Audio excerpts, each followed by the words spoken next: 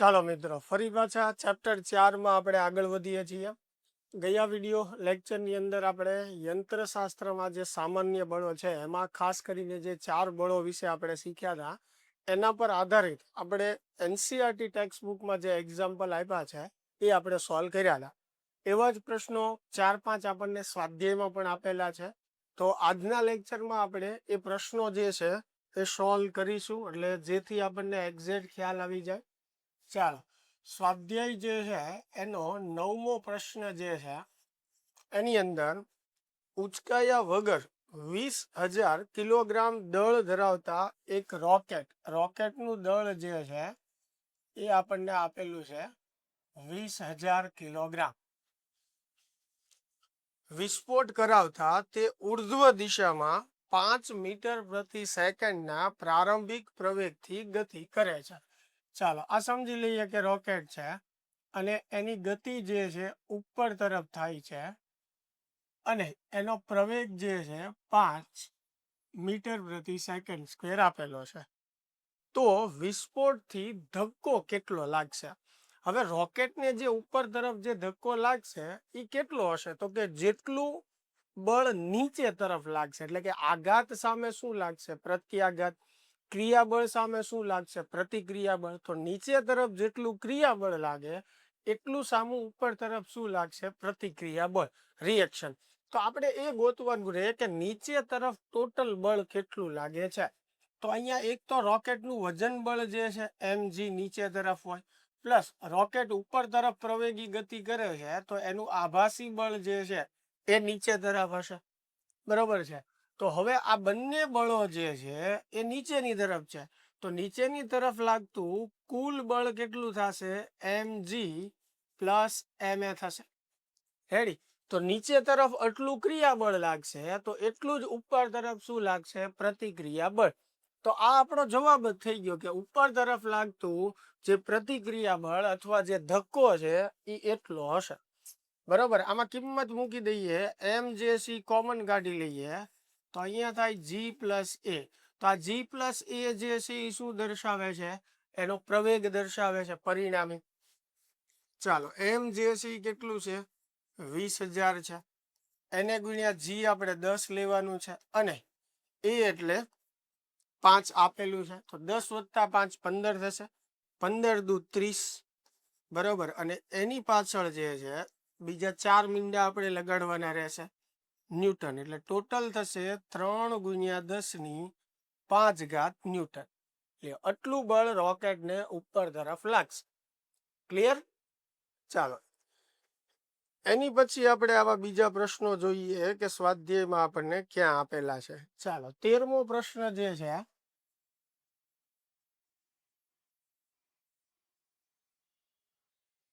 ચાલો 13મો પ્રશ્ન જે છે એની અંદર કે 70 કિલોગ્રામ દળનો એક માણસ લિફ્ટમાં વજન કાંટા પર ઊભો છે. ચાલો, માણસ જે છે એનું દળ 70 કિલોગ્રામ છે અને એ લિફ્ટની અંદર છે અને વજન કાંટા ઉપર ઊભો છે. તો નીચેના દરેક કિસ્સામાં વજન કાંટાનું અવલોકન કેટલું હશે? હવે સમજો, વજન કાંટો સ્પ્રિંગ વાળો આપણે વજન કાંટો ધ્યાનમાં લઈએ તો સામાન્ય રીતે કઈ રીતે કામ કરે? તો કે આ વજન કાંટાની ઉપરની સરફેસ છે. હવે એની ઉપર તમે કોઈ પણ વસ્તુ મૂકો છો, ધારો કે કોઈ વ્યક્તિ જે છે એની ઉપર ઊભો રહે છે, તો વ્યક્તિનું જે વજન બળ છે mg એ ક્યાં લાગશે? નીચે તરફ. બરોબર છે. એટલે નીચે જે સ્પ્રિંગ છે એના પર ક્રિયાબળ લાગે છે, તો સામું એટલું જ પ્રતિક્રિયા બળ લાગશે. અને એના આધારે વજન કાંટો જે છે એ આપણું દળ જે છે એ નક્કી કરીને આપશે, અથવા તો વજન જે છે એ નક્કી કરીને આપશે. બરોબર છે. પણ એ શેની ઉપર આધાર રાખશે? તો કે એની જે સપાટી છે એના પર કેટલું બળ લાગે છે નીચે તરફ. હવે સમજો, કોઈ વ્યક્તિ જે છે એ જ્યારે એના પર ઊભો રહે છે ત્યારે પૂરેપૂરું વજન બળ વજન કાંટા ઉપર આવવાનું, એટલે એના આધારે આપણને રીડિંગ બતાવશે. પણ આ વ્યક્તિને આપણે ઉપરથી કોઈ રીતે પકડી અને સહેજ ઊંચો કરી લઈએ તો શું થશે કે એનું વજન બળ નીચે તરફ ઘટી જશે. એટલે વજન કાંટાને એના પર જેટલું બળ અનુભવાય છે એના આધારે જ એ આપણું વજન કે સ્ક્રીન ઉપર દળ જે છે એ દર્શાવશે. એટલે અહીંયા જરૂરી એ છે સમજવું કે વજન કાંટા પર નીચે તરફ ટોટલ કેટલું બળ લાગે છે એના આધારે એ માપન દર્શાવશે. તો સામાન્ય કેસમાં તમે કોઈ પણ એવા તંત્રમાં હોવ કે જે સંતુલનમાં છે તો એ કેસમાં પૂરેપૂરું વજન બળ mg નીચે તરફ લાગે. બરોબર, એટલે એના આધારે એનું રિએક્શન ઉપર તરફ એટલું જ હશે અને એ આપણને દળનું કે વજનનું માપન જે છે એ દર્શાવશે. બરોબર છે. અને મેં કીધું એમ કે જો આ વ્યક્તિને થોડો ઊંચો કરીએ તો નીચે લાગતું બળ ઘટી જશે, તો એ પ્રમાણે વજન કાંટો રીડિંગ બતાવશે. તો દરેક કેસમાં પહેલા આપણે એ ગણવાનું છે કે વજન કાંટા પર નીચે તરફ લાગતું ટોટલ બળ કેટલું છે અને એના આધારે દળની આપણે ગણતરી કરવી પડે. બરોબર છે. ચાલો, તો સૌથી પહેલો કેસ, લિફ્ટ ઉપર તરફ 10 મીટર પ્રતિ સેકન્ડની નિયમિત ઝડપથી ગતિ કરાવે. નિયમિત ઝડપ એટલે વેગ જે છે અચળ હોય અને વેગ અચળ હોય તો પ્રવેગ જે છે શૂન્ય થાય અને પ્રવેગ શૂન્ય થાય તો કોઈ આભાસી બળ લાગશે નહીં.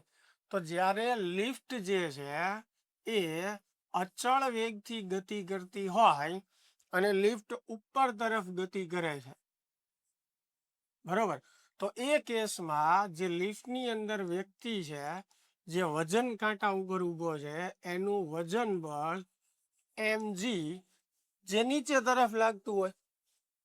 હવે અહીંયા બીજું કોઈ બળ લાગશે નહીં, કારણ કે વેગ અચળ છે તો પ્રવેગ શૂન્ય હશે. એટલે આ કેસમાં વજન કાંટા પર પૂરેપૂરું mg જેટલું બળ લાગશે. તો F બરાબર m ઇન્ટુ g. તો m એટલે દળ કેટલું છે 70, g એટલે 10. તો વજન કાંટા પર ટોટલ બળ કેટલું લાગે છે 700 ન્યૂટન. બરોબર છે. હવે આપણે એ વ્યક્તિનું દળ નક્કી કરવું છે તો એ 70 જ આવશે, કારણ કે અત્યારે બીજું કોઈ એક્સ્ટ્રા બળ લાગતું નથી. છતાં આપણે એની ગણતરી દર્શાવવી હોય તો F બરાબર m ઇન્ટુ આપણે g લખીએ. પણ હવે આ જે દળ નવું નોંધાય છે એને આપણે m પ્રાઇમ કહી દઈએ. તો m પ્રાઇમ બરાબર સૂત્ર શું થશે f ના છેદમાં g. હવે f જે છે એ 700 છે, g જે છે એ કેટલું છે 10 છે. તો દળ કેટલું નોંધાશે 70 કિલોગ્રામ. અને એ જ નોંધાય કારણ કે સંતુલન સ્થિતિમાં હોય, બરોબર છે, ત્યારે કોઈ વધારાનું બળ લાગવાનું નથી. એટલે જે એનું વાસ્તવિક દળ હોય એ જ બતાવશે. આમાં જો આઈડિયા ન આવ્યો હોય તો બીજો કેસ આપણે સમજીએ એટલે વધારે તમને ક્લિયર થશે. લિફ્ટ નિમ્ન દિશામાં એટલે કે અધો દિશામાં 5 મીટર પ્રતિ સેકન્ડ સ્ક્વેરના પ્રવેગથી ગતિ કરતી હોય. ચાલો, તો આ લિફ્ટ છે એની ગતિ જે છે અધો દિશામાં એટલે નીચે તરફ. આ જે લિફ્ટની અંદર વજન કાંટા પર વ્યક્તિ ઊભો છે એનું વજન બળ નીચે mg લાગશે. બરોબર છે. હવે ધ્યાનથી સમજજો, પ્રવેગી ગતિ હોય તંત્રની તો આભાસી બળ લાગે અને આભાસી બળ ક્યાં આવે ગતિની વિરોધી દિશામાં. તો અહીંયા આભાસી બળ જે લાગશે એ ગતિની વિરોધી દિશામાં એટલે ઉપર તરફ લાગશે. એટલે હવે એવી સ્થિતિ થઈ કે વ્યક્તિનું વજન બળ તો નીચે છે જ તે, પણ ઉપરની તરફ એક વધારાનું બળ આવી ગયું જે વ્યક્તિના વજનનો થોડોક ભાગ ઉપર તરફ જે છે એ ખેંચી લેશે. બરોબર છે. એટલે એના લીધે શું થશે કે આ વજન બળ જે છે એ પૂરેપૂરું વજન કાંટા પર લાગી શકશે નહીં. બરોબર. તો હવે પરિણામી બળ આ બેયનું મારે મેળવવું હોય તો બંને વિરોધી દિશામાં છે એટલે બેય બળની મારે શું કરવી પડે બાદબાકી. એટલે mg માંથી ma જે છે હું બાદ કરી નાખું.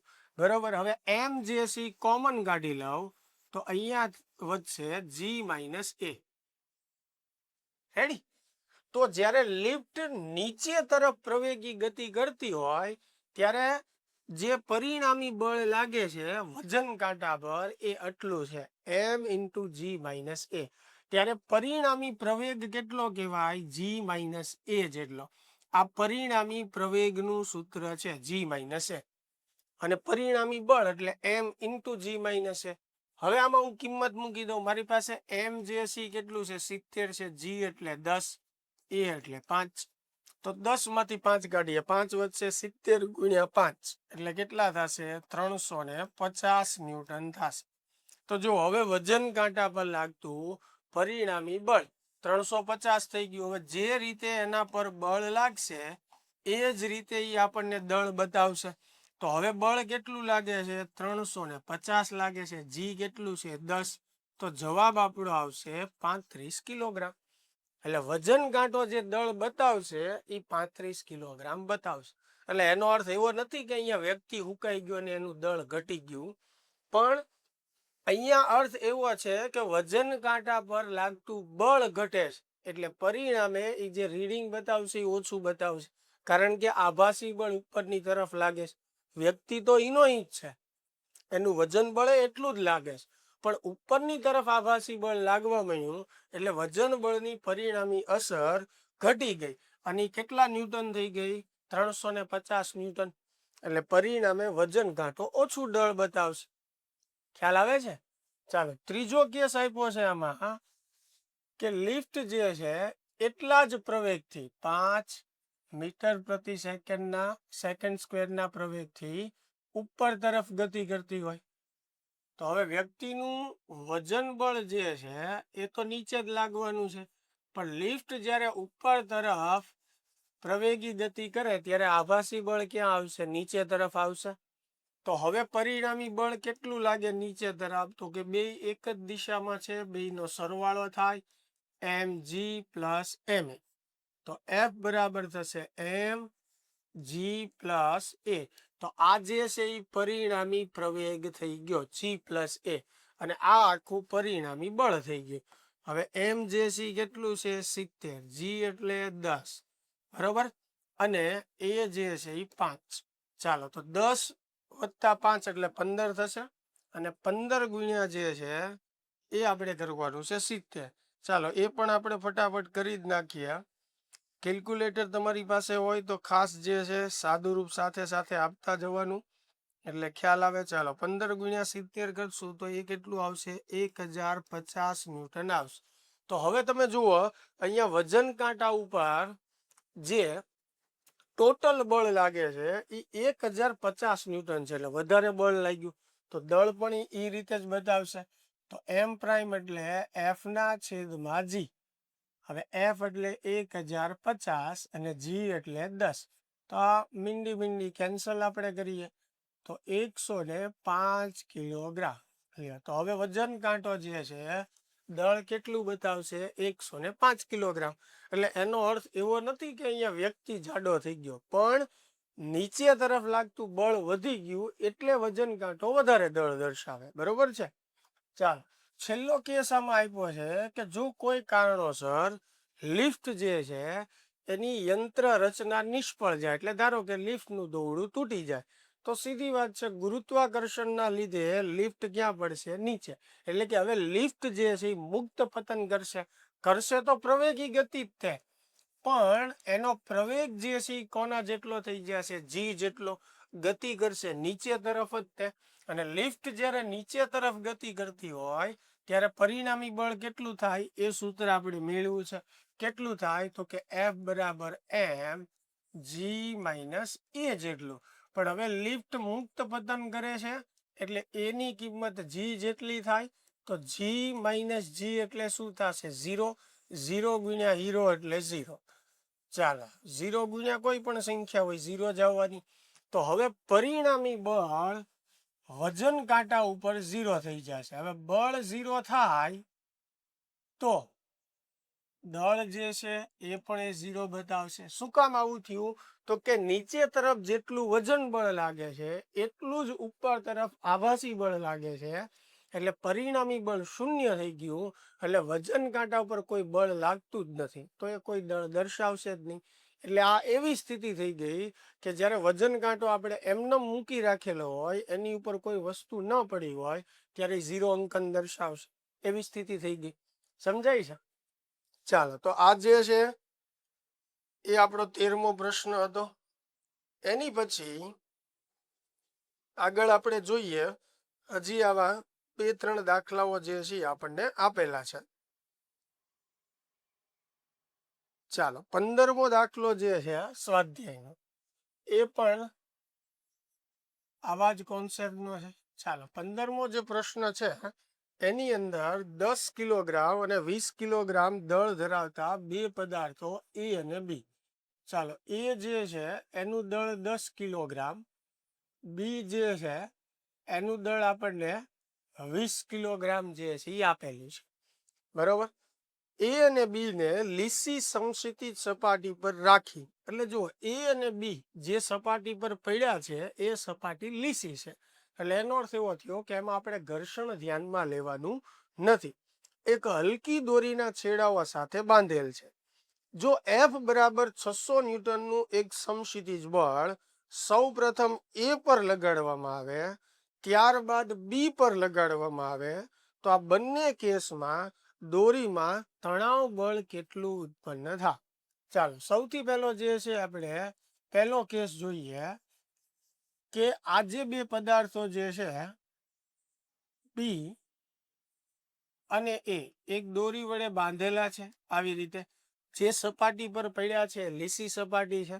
સૌ પ્રથમ એ જે છે એના પર 600 ન્યૂટનનું બળ જે છે એ લગાડવાનું છે. હવે સીધી વાત છે કે એ જે છે એને હું 600 ન્યૂટનનું બળ લગાડું આ તરફ, તો આ આખા તંત્રની ગતિ જે છે આ બાજુ થવાની છે. બરોબર છે. તો આ કેસમાં આ જે દોરી છે એમાં ઉદ્ભવતું તણાવ બળ મારે મેળવવાનું છે. ચાલો તો સૌથી પહેલા હું બી પદાર્થથી શરૂઆત કરું. પહેલા બી પદાર્થ પર લાગતા બળ બતાવું. તો અહીંયા દોરી બાંધેલી છે, તો ત્યાંથી દોરી તરફ તણાવ બળ ટી આવશે. હવે લીસી સપાટી છે તો ઘર્ષણ બળ આવવાનું નથી. ઘર્ષણ બળના બે ઘટકો નથી દર્શાવવાના. હવે ગતિ આ બાજુ કરે છે તો ગતિની વિરોધી દિશામાં આપણે આભાસી બળ એમ એ દર્શાવવું પડશે. હવે આ બી પદાર્થની વાત છે તો અહીંયા દળ બી પદાર્થનું આવશે, એટલે એને લખશું એમ બી ઇન્ટુ એ લખશું. દરેક આવા પ્રશ્નોમાં તમારે 4 બળો વિચારવાના છે કે તણાવ બળ ક્યાં આવશે, આભાસી બળ ક્યાં આવશે, અથવા ન આવતું હોય તો નથી દર્શાવવાનું, ઘર્ષણ બળ આવશે કે નહીં, જો આવતું હોય તો ક્યાં દર્શાવવું, અને ઘર્ષણ બળ પછી વજન બળ જે છે. જેમ કે આ કેસમાં આપણે વાત કરીએ તો પદાર્થનું વજન બળ જે છે એમ બી ઇન્ટુ જી નીચે તરફ, દરેક કેસમાં વજન બળ તો નીચે તરફ જ હોય. અહીંયા આ રીતે નીચે તરફ આપણે બતાવશું. તો તણાવ બળ આવી ગયું, ઘર્ષણ બળ લીસી સપાટી છે એટલે નહીં આવે, વજન બળ બતાવી દીધું, આભાસી બળ બતાવી દીધું, પૂરું. આ બળો દર્શાવી દો પછી જે છે એ તમારે બળોને સરખાવી દેવાના છે. બરોબર છે. હવે તમે અહીંયા જો વાય દિશામાં આની સિવાય બીજું કોઈ બળ લાગતું નથી, એટલે એને આપણે સરખાવશું નહીં. સમજતી રીતે એની કોઈ જરૂર પણ નહીં પડે. પણ આ તો તમને કન્ફ્યુઝન ન રહે કે સાહેબ વજન બળ કેમ ન દર્શાવ્યું, એટલે આપણે દર્શાવ્યું પણ એની કોઈ જરૂર પડશે નહીં, અને સરખાવવા માટે બીજું કોઈ બળ પણ નથી. તો આપણે એક્સ દિશાના બળો જે છે એ સરખાવીએ. બી પદાર્થ માટે જે છે એ આપણે બળો સરખાવીએ. તો ડાબી બાજુ લાગતા બળનો સરવાળો બરાબર જમણી બાજુ લાગતા બળનો સરવાળો. તો આ બાજુ ટી બળ છે, આ બાજુ જે છે એમ બી ઇન્ટુ એ છે. ચાલો આને જે છે એ આપણે સમીકરણ 1 કહી દઈએ. રેડી? આમાંથી કોઈ જવાબ નહીં મળે કારણ કે આપણી પાસે એ નથી. હવે એ પદાર્થ ઉપર લાગતા બળો દર્શાવીએ. તો અહીંયા જે છે તણાવ બળ દોરી તરફ આમ આવશે. બરોબર. આ પદાર્થ પણ આ બાજુ જ ગતિ કરે છે, તો એનું આભાસી બળ જે છે એમ એ ઇન્ટુ એ આ બાજુ આવશે ગતિની વિરોધી દિશામાં. 600 ન્યૂટનનું બળ અહીંયા આપેલું જ છે. બરોબર, એટલે એ તો દર્શાવેલું છે. વજન બળ નીચે તરફ આવશે પણ જેની કોઈ જરૂર નથી એટલે આપણે બતાવતા નથી. ચાલો હવે એ પદાર્થ જે છે એના બળો આપણે સરખાવીએ એ પદાર્થ માટે. ચાલો તો ડાબી બાજુ લાગતા બળોનો સરવાળો. હવે એની જ્યારે વાત કરીએ છીએ ત્યારે બી ના બળ સામું જોવાનું નથી, ફક્ત એના બળ જ આપણે જોવાના છે. તો એના બળ આપણે જોઈએ તો ડાબી બાજુ બે બળ લાગે છે, capital T plus M A into A is equal to F. Ready? ચાલો હવે ટી જે છે એની કંઈક મારી પાસે કિંમત છે એમ બી into A plus M A into એ બરાબર એફ એટલે 600. રેડી? જે કિંમત મારી પાસે છે એ મૂકી દીધી, ટી બરાબર એમ બી ઇન્ટુ એ મૂકી દીધું. હવે આ બંનેમાંથી હું એ કોમન કાઢ્યું તો અહીંયા વધે એમ બી પ્લસ એમ એ બરાબર 600. ચાલો તો એ બરાબર આ જમણી બાજુ 600 છે, એમ બી વત્તા એમ એ કેટલું થાય 10 વત્તા 20 30, અને આ 30 ને છેદમાં જવા દઈએ તો અહીંયા મીંડી મીંડી કેન્સલ, 3 દુ 6 એટલે 20 મીટર પ્રતિ સેકન્ડ સ્ક્વેર થશે. લ્યો આ પ્રવેગ મળ્યો. હવે આપણને પૂછ્યું છે અને તણાવ બળ, તો તણાવ બળ ટી બરાબર થાય એમ બી ઇન્ટુ એ. તો એમ બી જે છે કેટલું છે 20 છે, એ જે છે 20 છે. ચાલો તો તણાવ બળ કેટલું થયું 400 ન્યૂટન. રેડી? પણ આ પહેલા કેસમાં મળ્યું કે જ્યારે 600 ન્યૂટનનું બળ એ પર લગાડવામાં આવે. હવે બીજો કેસ જે છે આપણે લઈએ કે આ 600 ન્યૂટનનું બળ જે છે એ બી પર લગાડવામાં આવે. ચાલો સેમ આકૃતિ રાખીએ આપણે, કોઈ અહીંયા ફેરફાર નથી કરતા એટલે તમને કન્ફ્યુઝન ન થાય.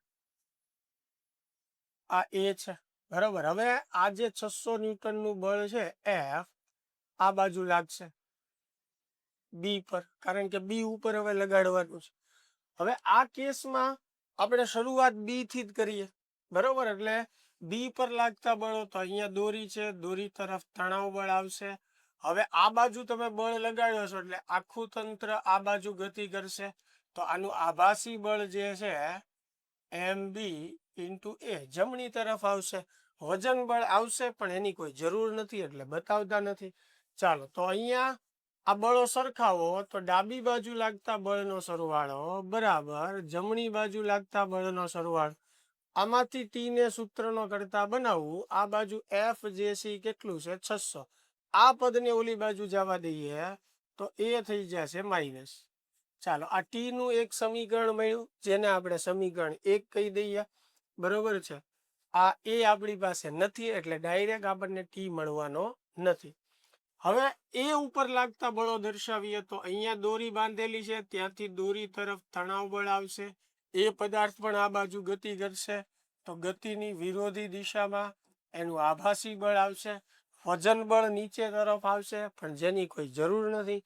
ઘર્ષણ બળ તો આવવાનું નથી, લીસી સપાટી છે તો હવે એ માટે આપણે બળો સરખાવીએ તો ટી બરાબર શું થાય એમ એ ઇન્ટુ એ થશે. હવે અહીંયા ટી નું સૂત્ર મૂકી દો તો આ 600 માઇનસ એમ બી ઇન્ટુ એ. આને સમીકરણ આપણે 2 કઈ રાખીએ આગળ કામ લાગશે. અહીંયા ટી જે છે એની કિંમત મૂકી આપણે જુઓ બરાબર એમ એ ઇન્ટુ એ. હવે આ માઇનસ વાળું પદ ઓલી બાજુ જવા દો તો પ્લસ થઈ જાય એટલે 600 બરાબર એમ A into A plus M B into એ. તો એ કોમન કાઢી લ્યો તો એમ એ પ્લસ એમ બી વધે. હવે એ મારે જોતું હોય તો 600 ના છેદમાં આ આવશે બેનો સરવાળો કેટલો થશે 30. અગાઉ જે છે જો 10 વત્તા 20 એટલે ફરીથી પાછો પ્રવેગ જે છે કેટલો આવશે 20 મીટર પ્રતિ સેકન્ડ. રેડી? હવે તણાવ બળ મેળવવું હોય તો સમીકરણ 1 અથવા 2 માં કિંમત મૂકી દો, સરખો જ જવાબ મળે. ધારો કે હું સમીકરણ 2 માં કિંમત મૂકું તો એમ એ ઇન્ટુ એ. હવે એમ એ જે છે એનું દળ જે છે કેટલું છે 10 છે જુઓ, એટલે અહીંયા 10, એ એટલે 20. તો તણાવ બળ જુઓ હવે બદલાઈ ગયું, કેટલું થઈ ગયું 200 ન્યૂટન થઈ ગયું. રેડી? ચાલો ક્લિયર થાય છે. આગળ વધીએ. હવે એક છેલ્લો લાસ્ટ આપણને પ્રશ્ન આવો આપેલો છે, પછી ટેક્સ્ટબુકમાં આ રીતના પ્રશ્નો જે છે એ પૂરા થાય છે. પછી આગળ જતા એવા નવા પ્રશ્નો એમસીક્યુ આપણે સોલ્વ કરશું. 8 કિલોગ્રામ અને 12 કિલોગ્રામ.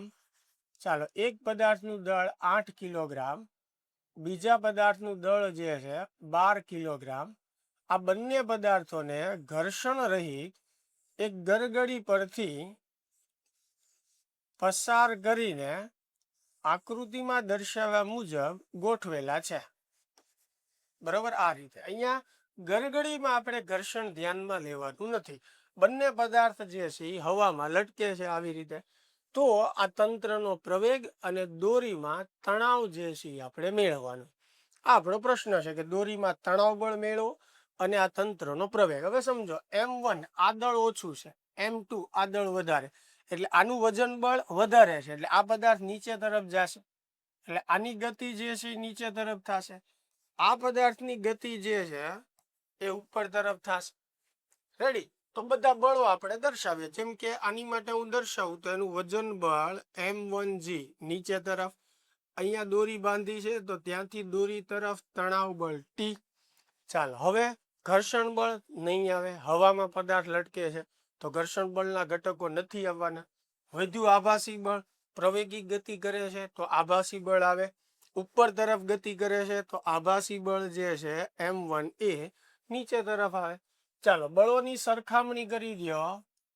M1 દળના પદાર્થ માટે તો આ y દિશામાં બધા બળો છે. બળોની સરખામણી કરો તો ઉપર લાગતા બળનો સરવાળો બરાબર નીચે લાગતા બળનો સરવાળો. ચાલો, સમીકરણ 1 કહી દઈએ આપણે આને. બરોબર છે. હવે એવી જ રીતે M2 દળના પદાર્થ માટે તો આનું વજન બળ જે છે નીચે તરફ, અહીંયા દોરી બાંધી છે તો તણાવ બળ જે છે ઉપર તરફ આવશે. બરોબર. હવે આ ગતિ નીચે કરે છે તો એનું આભાસી બળ જે છે એ ક્યાં આવશે? ઉપર તરફ. બરોબર. ચાલો, તો આના બળો સરખાવીએ આપણે. M2 દળના પદાર્થ માટે. બરોબર. ચાલો, હવે આના બળો સરખાવો તો ઉપર લાગતા બળનો સરવાળો એટલે T પ્લસ M2A બરાબર M2G આવું થશે. હવે મારે એ પહેલા જે છે એ મેળવવો છે તો હું હવે અહીંયા T જે છે એની કિંમત મૂકી દઈશ. તો T જે છે એ મને શું આપ્યું છે? M1G plus M1A. અહીંયા ધ્યાન રાખજો, આ T ની જગ્યાએ આપણે આ કિંમત મૂકી પ્લસ M2A બરાબર M2G. હવે આની અંદર આપણે જે કિંમતો જાણીએ છીએ એ મૂકી દઈએ એટલે એ મળી જશે. M1 કેટલું છે? 8. G એટલે 10. M1 8 એ મેળવવાનું છે. M2 જે છે 12 એ આપણે મેળવવાનું છે. M2 જે છે 12, G એટલે 10. ચાલો, 8A વત્તા 12K એટલે 20A થશે. અહીંયા 12 ગુણ્યા 10 એટલે 120, 8 ગુણ્યા 10 એટલે 80, વત્તા 80 ઓલી બાજુ જશે તો -80. તો અહીંયા 20A. હવે 120 માંથી 80 આપણે બાદ કરીએ તો 40 આવશે. સામે મીંડી કેન્સલ કરીએ, 2 દુ 4, તો એ બરાબર શું જવાબ આવશે? 2 મીટર પ્રતિ સેકન્ડ સ્ક્વેર. આ આપણને તંત્રનો પ્રવેગ મળી ગયો. હવે તંત્રનો પ્રવેગ મેળવવા માટે એક સીધું શોર્ટકટ સૂત્ર છે મિત્રો, MCQ માટે જો તમને યાદ રહી જાય તો M2 - M1 ઇન્ટુ G છેદમાં M2 પ્લસ M1. પણ આ પ્રકારના જ પ્રશ્નો માટે ચાલશે, એટલે દરેકમાં હું શોર્ટકટ સૂત્ર તમને આપું અને તમે ગોખો અથવા યાદ રાખો એવું શક્ય નથી. આ તો આ રીતના પ્રશ્નોમાં તમે ખાલી યાદ રાખો આ રીતનો હોય તો થોડુંક સરળ થઈ જાય. બાકી યાદ ન રહે તો ચિંતા કરવાની જરૂર નથી. આવી રીતે સરખાવીને તારવી શકાય અને આ સૂત્ર એવી જ રીતે મેળવેલું છે. આમાં કોઈ નવીન વાત નથી. છતાં તમને યાદ રહી જાય તો ઈઝી પડે. હવે આમાં જુઓ, M2 એટલે જેનું દળ વધારે હોય એને M2 કહેવાનું. બરોબર છે. અને ઓછું હોય એને M1 કહેવાનું. G 10. તમે આ કિંમત મૂકશો એટલે આ જવાબ જે છે આવી જશે. એટલે પ્રવેગ મેળવવાનું શોર્ટકટ સૂત્ર છે. બાકી બધા બળો દર્શાવી સરખાવીને મેળવી જ શકો. હવે મને પ્રવેગ જે છે મળી ગયો. મારે તણાવ બળ મેળવવું હોય તો સમીકરણ 1 માં આપણે કિંમત મૂકી દઈએ.